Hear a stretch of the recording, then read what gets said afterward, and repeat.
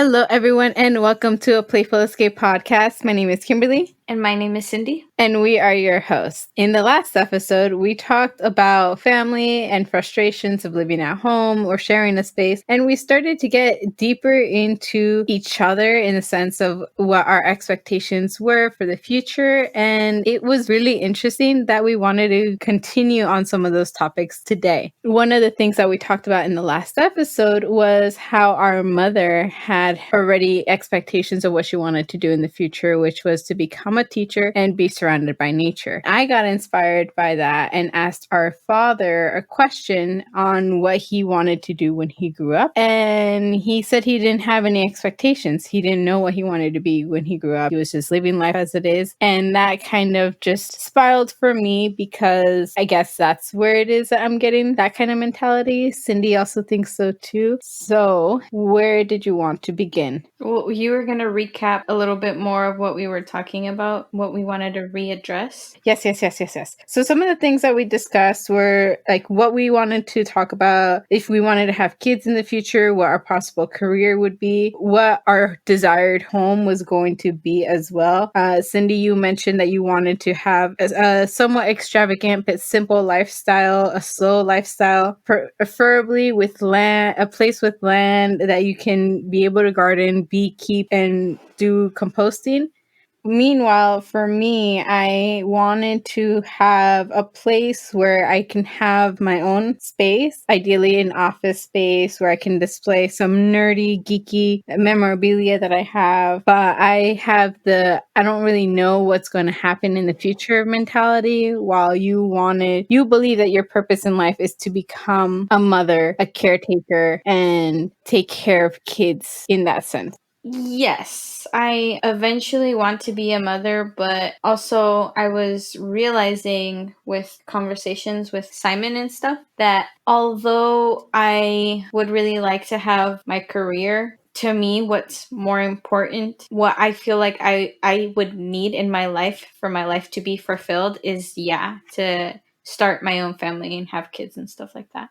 Mm-hmm. That's interesting because one of the things that we had left off in the last episode was your alignment with your interests and your purpose. So your purpose is family, mom, but you don't know how your career is going to fit in with that. Right now, and as of an hour ago, you are still set on being an engineer.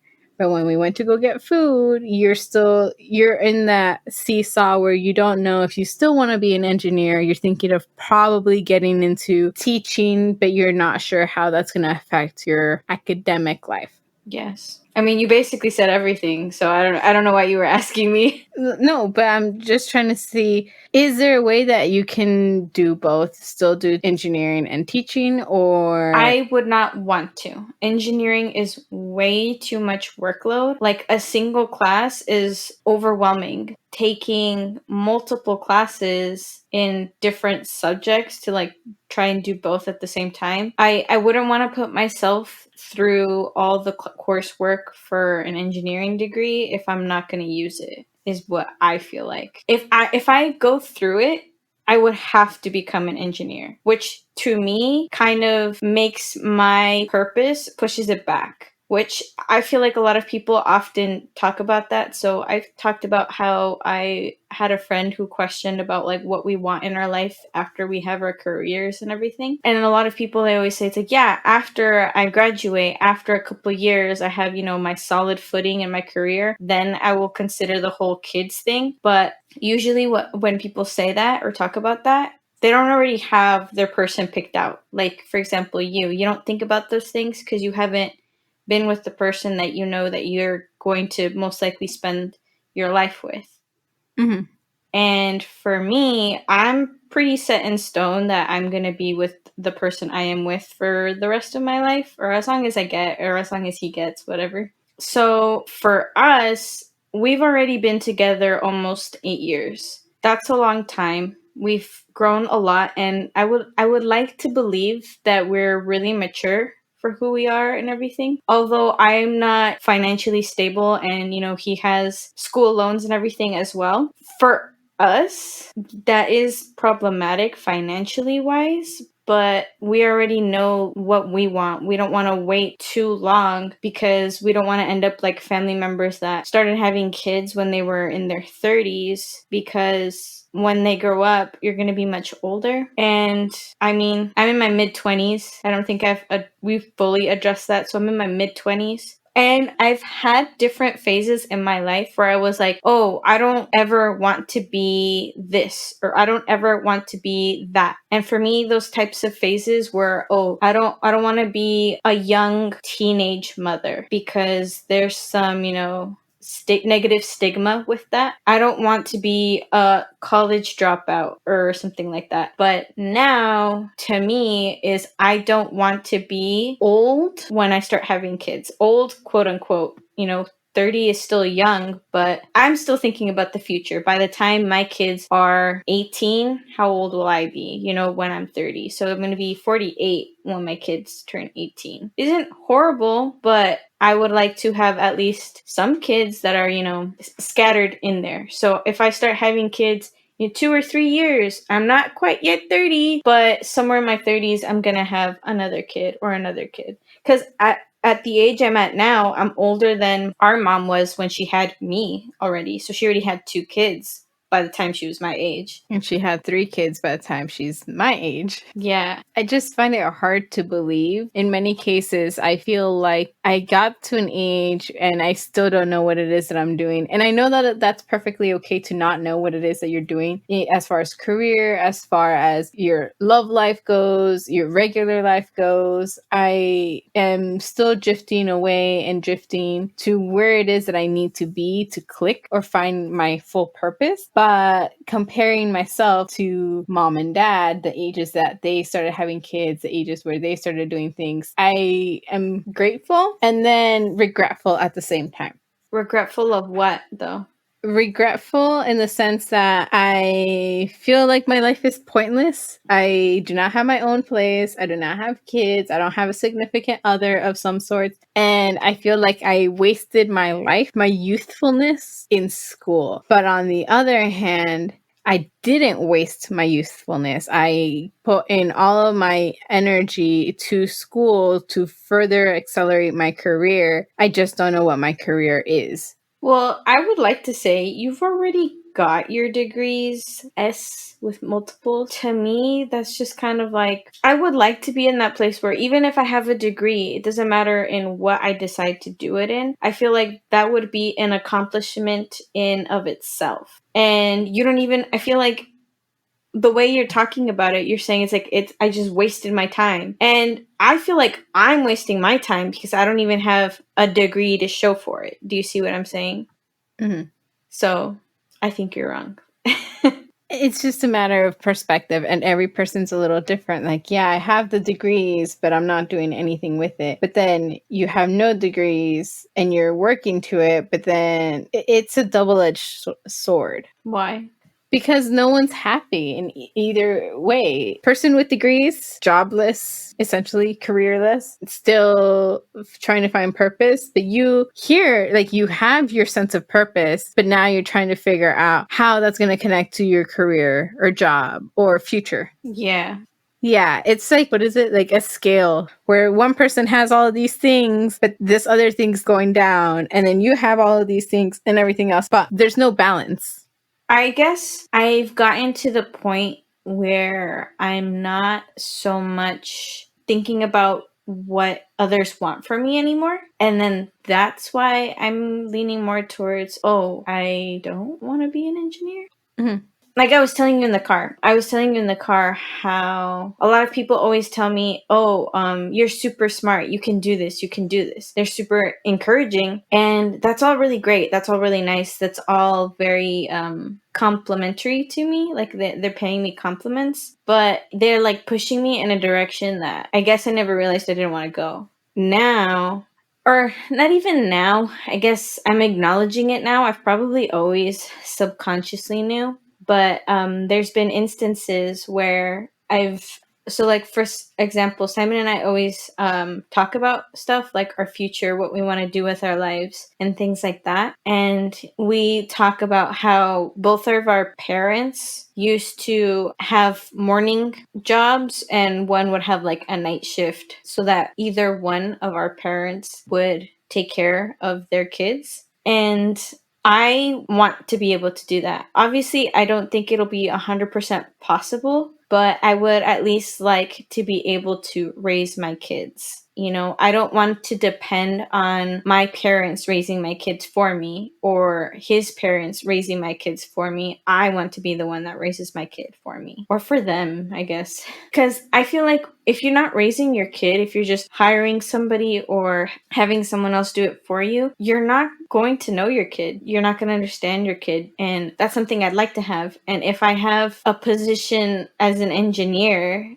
I don't think that's going to allow very much time. I think it's going to add a lot of stress. I don't need that kind of stress in my life. And I know Simon with his work and everything, I don't think, I mean, he brings stress now when he doesn't have, you know, a lot on his plate. I mean, he has a lot on his plate, but it's not as much as it could be if he had a family to support. So that's just our observations and my like moments of realizations where I realized that my career path isn't lining up with what I want. That's an interesting point to bring up, because I know that you mentioned wanting to be a mother, wanting to raise them. You brought up our parents, but I guess in the sense, some relationships, they don't discuss how they're going to manage raising them.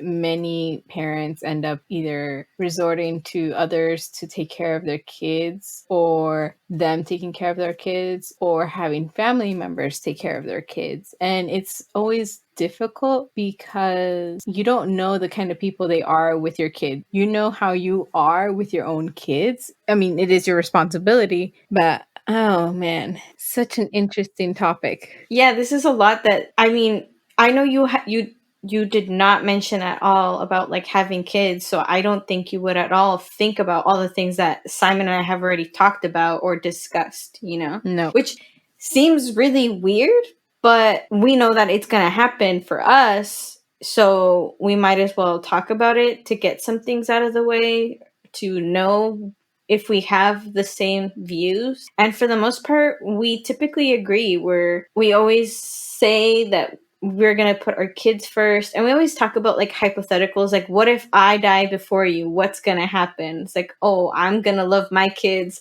I'll do anything for them and stuff like that. And that's just, I suppose, how we are. We always talk about like hypotheticals. Like, oh, what if this happened? What would you do? He doesn't like certain hypotheticals. So if like I talk about like, oh, what if I die? What are you going to do now? Like, you're so set in stone that you're going to spend the rest of your life with me. What happens if I don't make it? And he's like, stop it. I don't want to talk about that. He doesn't like it. He doesn't like thinking about it. Mm-hmm. And I'm sorry, Simon, if you have to hear this, but I know that if anything happens to Simon, I would just live my life, you know? And I guess it's a little hard to think about, but you have to get over it. You have to move on. I'm not saying I'm going to move on, Simon. I'm just saying I know I would eventually get there. Yeah, and it's really difficult because in some relationships, they are either madly in love and they just can't think about what the future would be if one is missing. And there's relationships where they're very realistic and they know that death is coming, or they know that something's coming. And it's just easier to mentally prepare for that. Every relationship's different. And in your kind of case, I guess Simon's the one who's just like, no, I don't want to think about it because I just can't stand the idea of losing you, which it is. A lot of people can't stand that idea, but life happens. I think the problem is that with me, I would say, is that everyone keeps telling me that I'm so strong, I'm so smart, I can get through anything. And in many ways, I've realized people have been telling me that. When we came out with our podcast about our memories and all our injuries, I was telling our mom how oh, why is it that I'm the one always getting hurt and things are always happening to me? Like, why is the world against me? Instead of making it negative, she was like, no, you're stronger. She's like, you're strong. You got through all that. You're going to keep getting through all that. To me, I feel like that energy, that what she told me, she's engraved in me since I was little. You can do this. You're going to get through it. Which is why I have that mentality that although it will be hard, I know I will get through it. Although I don't want to think about it, I know I can get through it. Now you tell me a little bit of what you expect from your life. I mean, I know you seem so lost, but there's gotta be a part of you that actually has a dream life. It's like, if this perfect, ideal world of yours, whatever you might picture it could be, existed, what would it be like? What would you have? What would you want? That's a very difficult question because for me, the realistic side of Kim is saying, no, you're going to be making your life, finding a job that's going to pay for your rent, pay for your car, pay for your bills, your groceries, and everything. And then the free time you have, you're either going to be playing games, sleeping, or watching TV because you have no time for anything else. The dreamy side of Kim wants to experience life, wants to travel, wants to learn a lot of new things. She doesn't want to worry about money. She doesn't want to worry about anything holding her back. She just wants to be out there, seeing everything that the world has to offer. Family is not a concern. Work is not a concern. I just want that. But I know that realistically, if I find someone and get in a relationship, getting married and possibly having kids is also in my mind. Okay. What I'm getting from what you said is your ideal world is travel while you're young. If you find love, settle down and start your family and go from there. You're not really set in stone. Yes. But now I'm going to ask, why haven't you tried to do that? I mean, obviously you're not that young anymore. Gee, thanks. But you already have, your degrees, your education. You haven't stuck to it where you've gotten a job with using your degree. Why haven't you, I guess, taken the leap? Is it because you still want to travel the world and do all that stuff? Or are you just a little scared to do that? I think it's both. I haven't taken the leap because I don't know where to take the leap into. Of the things that I want to be able to do, I wanted to get into publishing, I wanted to get into social media, or I wanted to get into teaching. And if I go into teaching, then I'm stuck in a place where I'm going to be teaching. If I go into publishing, the possibility of traveling, depending on what kind of field I go specifically, may give me the freedom to travel. And then social media also adds that extra layer of being able to travel. But then my lack of experience in the working field related to those are very minimal. I have little to no publishing or social media experience in a company point of view. And then the option to just go and travel, I think I'm just a little bit more terrified because I don't know where I would go. I don't have the kind of money to be able to go at the moment. And the idea of going to do these things by myself, because that's essentially what I want to do, is absolutely terrifying right now. So the biggest hurdle that I have is the fear of being alone for doing all of these things, which again kind of goes into that double-edged sword. I have to do something that I want to do, but I can't always depend on someone else to do it. Yeah.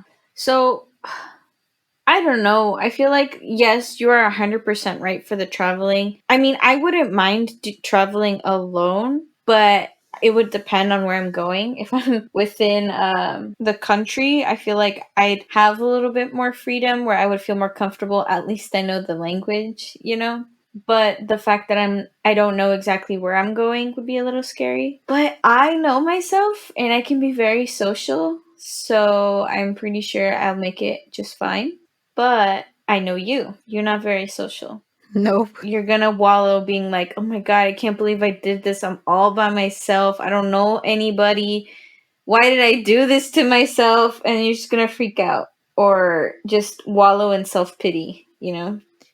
Yeah, and that's why If someone was to bring up the idea of traveling in a group, I'll be like, yeah, I'll do it. How much do I need to save? I'll do it and I'll go with you.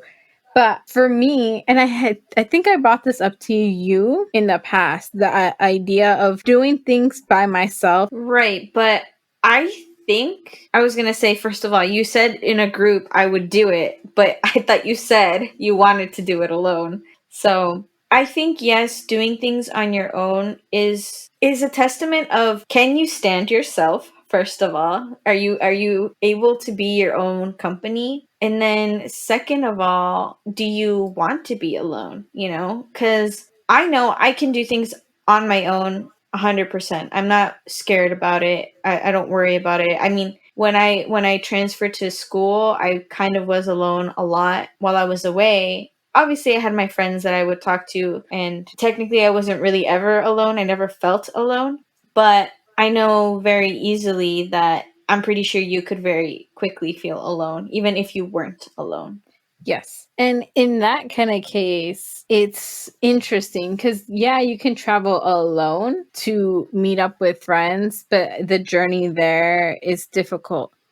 For example, we have a cousin who went to Mexico by herself without her parents, and she went to visit family, but she was essentially there on her own. And she drives back and forth to places on her own, but she uses the time driving around either talking to other family members or catching up with friends that she hasn't talked to. And I feel like I could do the same thing. I just don't have the confidence in myself to do it.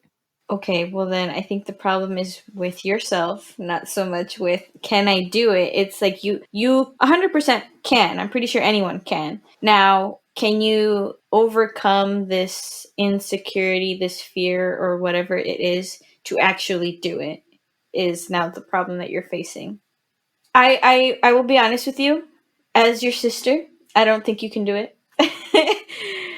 And I don't mean that in like a negative way. It's just sometimes you can be oblivious to things and you're going to be so concerned with other things that you're not going to notice things that are probably important to notice. Also, you don't stand up for yourself. You're too shy. If people like push their boundaries or can make you uncomfortable, you're not gonna stand up and be like, can you not do that? That makes me very uncomfortable. You're just gonna be awkwardly there taking it. You need to build a backbone a little bit. Yeah, I know that there's a lot of things that I need to do for myself before I can do anything like this. But that is, I guess, the ultimate dream for me, though. Ultimate goal. Building the backbone and building the confidence and being secure enough to be able to do these things on my own, not having to depend on anyone to do this. And I guess being stuck at home doesn't help. Like always being at home doesn't help. I would like to say right now is a little bit of an exception. There's nowhere else you can go at the moment. Of course, but like before that or even after that, will I be able to build up the backbone to do it on my own? And I do not feel secure about in myself in saying that yes, but no. Well, I think you should do it in places you're familiar with. I know you often like go to the store alone, but maybe start going to different locations on your own as like a test to put yourself out there, do things on your own. You're just trying to make me feel uncomfortable now, aren't you? No, I'm trying to make you put yourself out there. Because to me, you've already done one of the things that is like in my goals to do, which is get your degree in your education. I haven't completed that. You have. So you have that done. Mhm. My other purpose is after that is to eventually get married, have a place to call home, and then have kids. You know? Those are like my next steps. Yours were probably education, travel, put myself out there because I can't put myself out there. I can't travel without putting myself out there if I want to do it alone. Then possibly the family extent.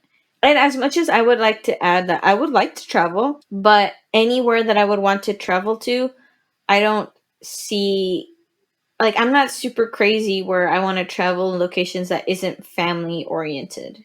So to me that doesn't seem like a huge obstacle. Although I would probably like to travel before I have kids to at least get a little bit of that experience before having to carry around a little human everywhere I go. A tiny human. Yeah. Tiny humans are so cute though. They are. Tiny puppies are cute too, though. Yeah, but I'm allergic.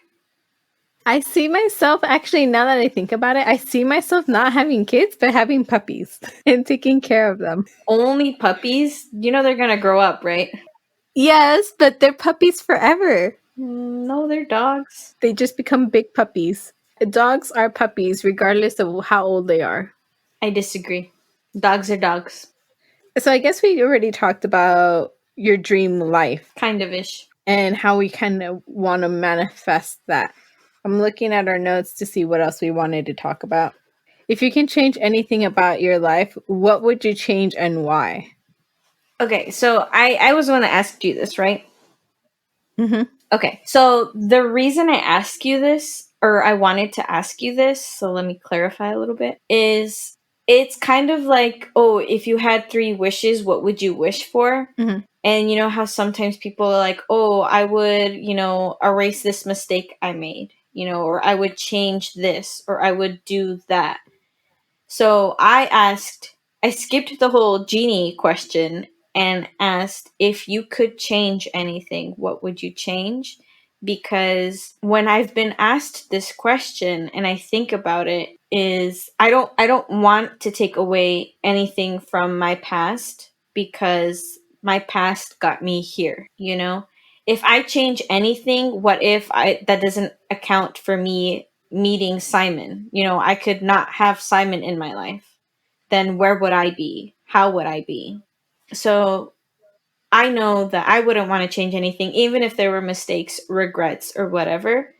I wouldn't want to change anything because it could affect how I am now, who I am now, where I am now. So my question is there anything that you would like to change without taking into account how it could affect you in the future? Like I have clearly just stated. Mm-hmm. What is there anything that you would just wish you hadn't done or wish you had done or something in that? I guess for me, I just wish I had been confident enough to ask for the things that I want to do to accelerate my life. Because there have been opportunities through school where I could have been able to study abroad. There could have been opportunities even in high school where I could have gone to an area, for example, grad night. I didn't go to our middle school and high school grad night, but you went to many of those things. I didn't go to grad nights. Well, not grad night specifically, but you went through the program that you were in. You went to certain areas at night. Yeah, like Six Flags and I didn't go to Disneyland. I will say that because you make it seem like because grad night for our school in high school was Disneyland. I didn't do that. Mm-hmm. For our middle school, I think it was probably Six Flags. I didn't do the grad night, but yeah, through a program, they had a specific night that they would rent out the parks, the amusement parks, to like have like a little like, ooh, this program only gets to have these, this fun to like enjoy yourself because it was an academic program. It's like you work so hard to stay in this program because you have to, you have requirements to be in the program. So you work so hard to get here. Let's reward you with this fun amusement park night, which is like Six Flags or Knott's Berry Farm, or I think those were the only ones we went to. Yeah. For me, I knew that though I had those opportunities. I just chose not to go because I already assumed that I wasn't going to be able to go, even if my friends were going to go. That's interesting. I just didn't bother. And looking back, I kind of regret it because if I had asked for that and I had pushed for that, I would have probably been in a different place. I probably would have advocated for the fun, but I didn't bother. So you're more reserved and afraid because you think you can't get these things. Like you won't be allowed. Mm-hmm. Okay, so then let me say you are in the later 20s You can very much so get the things you want if you do it on your own. Obviously, we're living at home, so it's like really difficult. You can't really do anything. Mhm. But I will say, if you talk to our parents and show them that you can be mature enough to do things on your own or to stand up for yourself and stuff like that, I feel like they'll give you more leeway. I feel like they can be more strict on you because you can still act childish, I'm going to say, quote unquote, thinking that you can get away with things when if you were honest to begin with, even if they don't approve or agree, they're gonna give you their 2 cents. So, like, for example, me, I don't drink. I'm of legal age to drink, but I don't. I choose not to. And I don't feel any pressure thinking, like, oh, I regret not having going to bars with my friends. Like, I could care less. But if I wanted to, if I told my parents, hey, I want to try to drink, can I go to a bar with my friends because I want to? I'm sure they will be very hesitant. And I know what they're going to ask of me. They're going to say, honestly, if you want to drink, you can do it right here in the house where we can see you, see what kind of drunk you can get if you're going to get drunk, or how much of a lightweight I could be. I don't know. If they're then after that, they're comfortable with me ever going to a bar or ever going out with my friends to drink, then they'll possibly allow it or not. Or they'll have guidelines for me because I'm still living at home. They'll say, you can go, but you can't drink more than 2 drinks. You can't drive. Someone has to pick you up because obviously, if you're drinking, you shouldn't be driving. Mm. And I think, although you might have to like limit yourself, you would at least have the freedom to do something. Yeah, I think it's just the communication part that, So you have a problem communicating. yes. Okay. Then I think you just need to talk to me, and then I'll be your bridge to talk to them because clearly you're not doing it right. Obviously not. Well, because I will say, like you said, I went to like those grad night type esque things when I was in middle school, and you had grad night after I was in like middle school. So I was already doing all those things. You could have very easily asked, hey, Cindy already goes to those things. She is younger than me. Can I go to grad night? And you didn't. I think in a way saw it as me sacrificing my fun would make it easier for you to get yours. Why? I don't know. I hope you realize that you are the way sorry. The way you are has made me the way I am because you didn't go to grad night. I didn't go to grad night. I was like, Kim didn't go to grad night. I don't have to go to grad night. Because Kim didn't go to grad night in middle school, I didn't go. Because she didn't go in high school, I didn't go.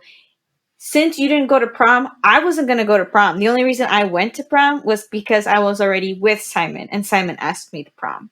Oh, the reason I didn't go to prom though is that the original date for prom was on the weekend of my birthday or the day of my birthday. And I was like, I'd rather not spend my birthday with a bunch of high school kids grinding on each other. I'd rather just stay at home and hang out with my family where it'll be more meaningful. Yes, but I will add that you just like described like a stereotypical prom. I went to my prom, and honestly, I just went. All my friends were nerds. I will say that. But now, we were all in that program that I was telling you about that we have to like fulfill certain like academic requirements. So we were all, for the most part, smart. Some of us were naturally dumb but smart.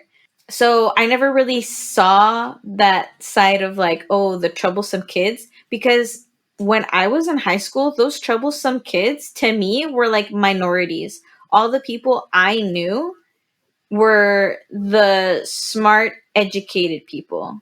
The ones that went to high school to actually do well in high school to set themselves up for what they wanted in the future, whether it be to go to a college, a 4 year university, or to go to a college under like some type of sports scholarship. Because I also was friends with jocks, so that was most of my friends and the people I knew their purpose. I think you had the friend group that was closer longer. And for me, this is tied to the drifter part. I kept moving around into different groups, and the group that I knew my senior year of high school were a mix of jocks or a mix of smart people, were a mix of people who are troublesome, and I just couldn't see myself spending the night with them because I can click with them at school. I just couldn't click with them beyond school hours. Okay, well then that's not my fault. I didn't say it was your fault. No, but I know. I know that there's certain situations that I just would have rather avoided, and prom was definitely one of the situations I would have just rather avoided. I don't regret prom. I don't regret avoiding prom. I will say I did not grind on anybody during prom, but I was grinded on by somebody during prom.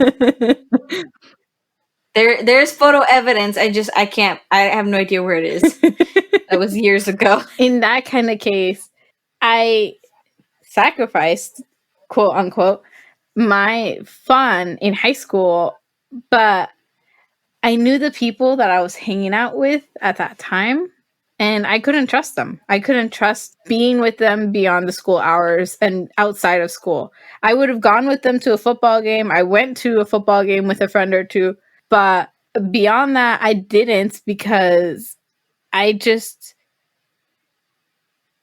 there was so much more, and I just felt the need to not put up with that, and I didn't want to get in trouble in any way.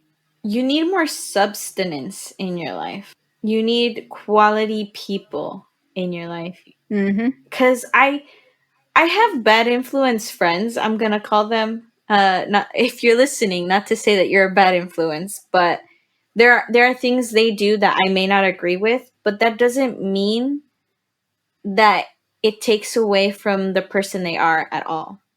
Because although to me, I may not want to do what they do, if they do it, that's up to them. That's their free will, free choice. But they have certain personalities that I know that they're still really nice people. Where if something were to happen to me in front of them, they would want to help me. Not that they would do anything to risk my life, because that would be unintentional, I would feel like. So they're smart to know the difference between right and wrong, obviously, but Mm-hmm. also that they wouldn't jeopardize anybody around them. Even if they don't 100% like aren't 100% like, oh, you are my best friend. It's like, no, you are my friend. I value your life though, you know? So I will say that I've had, I suppose, bad influence friends, and typically they're still really good people. Yeah, I get that. It's such an interesting topic, though. Yeah. But yeah, that's the thing I would change. I would just change the fact that I didn't fight for what I wanted, and instead I just chose to give it up. You're still not fighting for what you want. Yeah, I know. I just, right now, I feel it difficult to fight for what it is that I want because of this pandemic. Yes, I agree. And honestly, this pandemic is what's made me really think about everything, because I'm not going to school in person anymore. I have time to think about my problems. I'm that little cartoon GIF thing that's like laying down in their bed with tears rolling down their face, just contemplating life. That is me. Oh, I know exactly what GIF you're talking about. Yeah. So to me, this pandemic truly has changed my life. It's made me think about things that are important to me, what I want to do, how I want to change them, and if I'm really going to change them. Honestly, I don't think I'm going to right away change anything because one, fear mostly, but like also, how does one go about changing their life sometimes when it can be so dramatic? It's hard. Yeah, it's hard. And I guess this is me going to make an attempt to change it now. I know that I want to do things by myself. I know that there are no places open for me to do that. But just the initiative to go out for a drive by yourself, even if it's just for an hour, and take a stroll in that area, I did it. I did it for a class, Yeah, but that's I did cheating. it and I want to do it again. Yeah, I think that's a good point. Although you said like although places are not open, there are places that are open, but you may not be able to like enter in them. If you want to go to a museum, you can't go inside the museum. I mean, I would assume the museums are closed. I don't know. But They are. you can very easily go and explore nature, go for a hike. Do you think, although I wouldn't recommend hiking on your own because if anything happens to you, nobody's going to know where you are. So don't do that. Darn, there goes my plan. But like stuff like that, little things.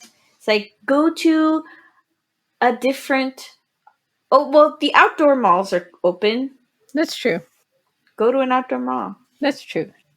Walk around. I think I'm going to do that. I'll start doing it once a week.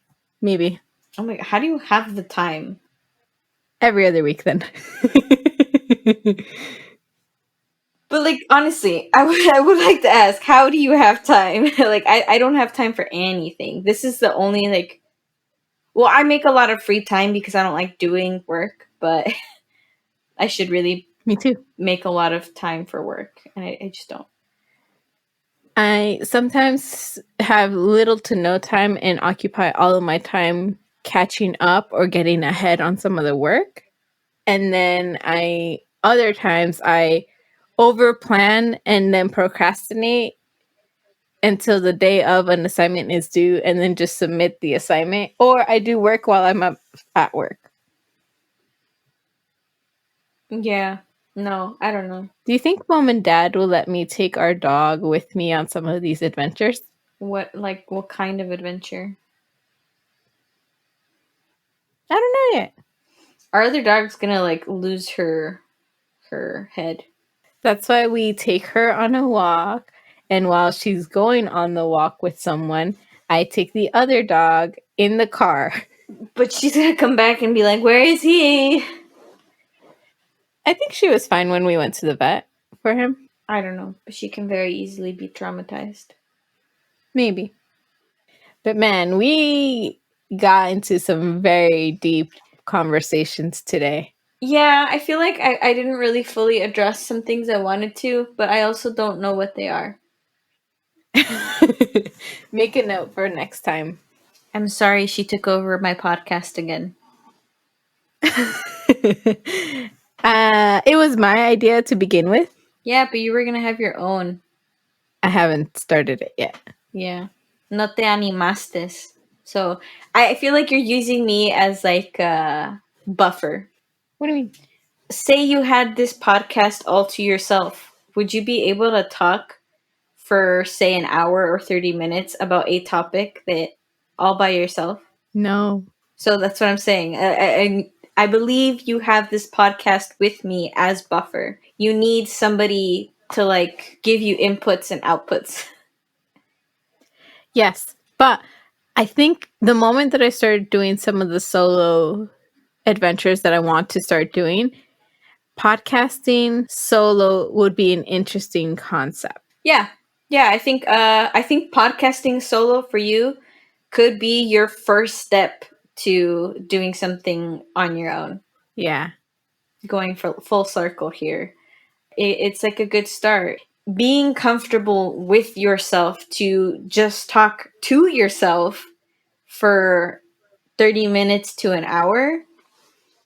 Oh, I will not make a solo podcast that long. 25 minutes max. Okay. But it better be good. Those 25 minutes have to be quality 25 minutes. Because we can make an hour and a half of like trash conversation, but our bickering is so entertaining, people will listen to it. That if you, for 25 minutes, give me a trash quality podcast, I'm not going to listen to the 25 minutes of trash. No offense. I'm not saying that it will be or that's what it's going to be. It's just, I'm saying it better be quality 25 minutes. That's why I haven't started it yet, because I'm trying to figure out what approach I'm going to take it and what is the quality points of interest that are going to be a part of that episode. Anyways, I think we have come to the end of our episode. There are a lot of things that we asked each other to get a deeper understanding of how the other half is. Although there's still so much we don't know about each other. I know there's still a lot that we don't know about each other, but this is just a level into the infinite levels of sisterhood that we are trying to develop a better understanding of. Yeah. Yeah. You look like you're contemplating life. Yeah, a little bit probably, but I was just thinking about if we're like done with everything we wanted to talk about. But I mean we're already like closing, but I'm just wondering there was probably something I wanted to discuss. It's just no idea. Mind is blank. That's the end of this episode. My name is Kimberly. Thank you so much for listening to the podcast. Make sure you guys follow us on all of our social media at A Playful Escape, or send us an email if you want us to talk about something. Our email is aplayfulescape@gmail.com. Any final comments, Cindy? No, bye. Bye, everyone. Until next time. Adios.